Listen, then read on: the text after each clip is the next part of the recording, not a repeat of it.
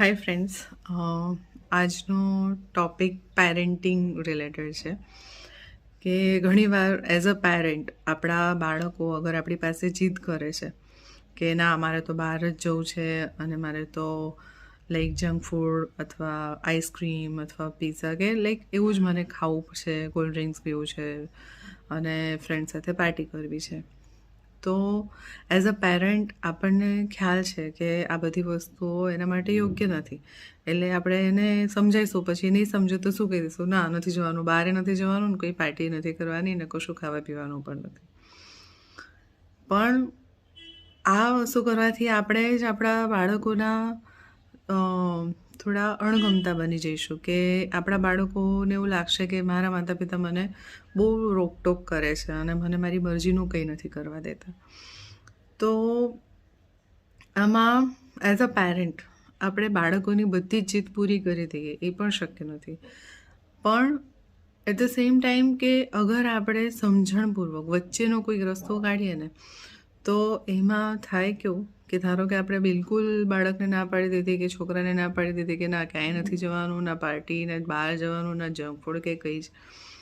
એના બદલે અગર જો આપણે એને થોડું કન્ડિશનલ હા પાડીએ, જેમ કે ભાઈ સારું તારે બહાર જવું છે તો જા, પણ આટલા વાગ્યા પહેલાં ઘરે આવી જવું પડશે. પછી હવે બહાર જઈને તારે પાર્ટી જ કરવી છે તો કોલ્ડ ડ્રિંક ને પીઝા ને એવું બધું નહીં, પણ થોડું ઘણું હેલ્ધી, ભલે રોટી સબ્જી ખા, પણ સાવ જંક ફૂડને અવોઇડ કરી અને આ પ્રકારનું કોઈક બીજું થોડું હેલ્ધી પ્રકારનું ફૂડ તું પ્રિફર કર. અને બીજું કે એની સાથે અગર આપણે જઈ શકતા હોય એવી કોઈ જગ્યા હોય તો આપણે છે ને સાથે જઈએ. આઈસ્ક્રીમની જગ્યા ઉપર કદાચ આપણે કોઈ ફ્રેશ જ્યુસ કે નારિયેળ પાણી પણ એન્જોય કરીને પાછા આવી શકીએ. આવા કન્ડિશનમાં થાય એવું કે આપણે જો એને સંપૂર્ણ ના પાડી દઈએ અને એની એક પણ વાત ન માનીએ ને તો એના લીધે એના દિલમાં આપણા માટે અણગમો પેદા થાય અને એ છેવટે આપણે એને સુધારવાનો જે પ્રયત્ન કરીએ છીએ એમાં તો આપણે નિષ્ફળ જ જઈએ.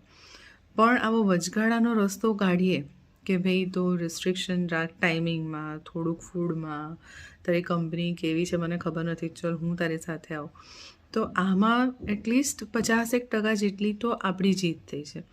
તો સાવ 100% હારી જવું ને એના કરતાં જો 50% જીત પણ થતી હોય ને તો એવા સંજોગોને વધાવી લેવાના. આવા બહુ બધા રસ્તાઓ વિચારી શકાય જેનાથી આપણે આપણા બાળકના પસંદીદા બી બન્યા રહીએ અને આપણું